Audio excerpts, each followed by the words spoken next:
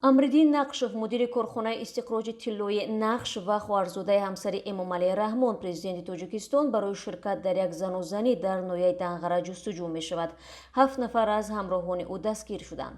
нақшев ба он гумонбар аст ки шаби 16 май бо чанд тан аз ҳамроҳонаш ба кормандони кирояи ширкати минуфарм паймонкори ширкати фароз ҳамла кардааст.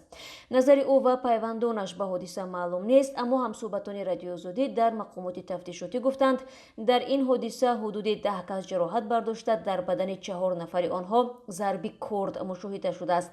дар миёни осебдидагон 4 шаҳрванди афғонистон низ ҳастанд, ки барои бастани шартнома барои ҷамъоварии шираи камол ба Данғара омада буданд.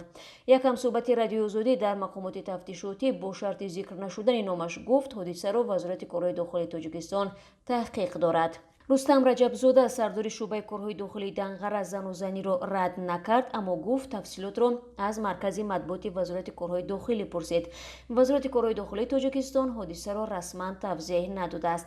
аксар осебдидагон, ки дар беморхонаи Данғара ва шаҳри Душанбе бистарӣ буданд, рухсат шуданд, вале Саёд Ғиёсов, сокини 45-солаи Данғара ва раҳбари Минуфарм дар ин ноҳия дар беморхонаи Қарияболо бистарист. ӯ аз пой ва шикамаш 4 зарби корд хӯрдааст. пизишкон вазъашро мӯътадил медонанд. як шоҳиди ҳодиса, ки нахост номаш зикр шавад, рӯзи 24 май ба радиозодӣ гуфт, ҳодиса дар маҳаллаи 7 маркази ноҳияи Данғара пас аз он рух дод, ки Саёд Ғиёсов ба дархости шахсони фиристодаи Амриддин Нақшев барои соҳиб шудан ба як порча замин ҷавоби рад дод. талоши радиоозодӣ барои суҳбат бо Нақшев ва пайвандони ӯ, ки то куҷо ин гуфтаҳо ҳақиқат доранд, натиҷа надод. Амриддин Нақшев хоҳарзодаи ҳамсари раиси ҷумҳурии Тоҷикистон аст. падараш Файздин Нақшев мудири пешини шӯъбаи 4-уми Амонатбонк дар ноҳияи Синои шаҳри Душанбе буд ва соли 2018 даргузашт. Амриддин Нақшев пештар дар Орионбонк кор мекард, ҳоло раҳбари ширкати истихроҷи тиллои нақш аст. ин ширкат асосан дар ҷамоати Шугнови ноҳияи Ховалинг замин дорад ва бештар дар он ҷо ба истихроҷи тилло машғул аст.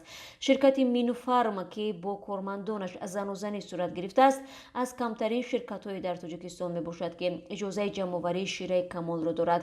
ин ширкат низ пайвандиҳое бо ширкати собиқи Фароз дорад, ки ба Шамсулло Соҳибов, домоди раиси ҷумҳурии Тоҷикистон мутааллиқ мебошад.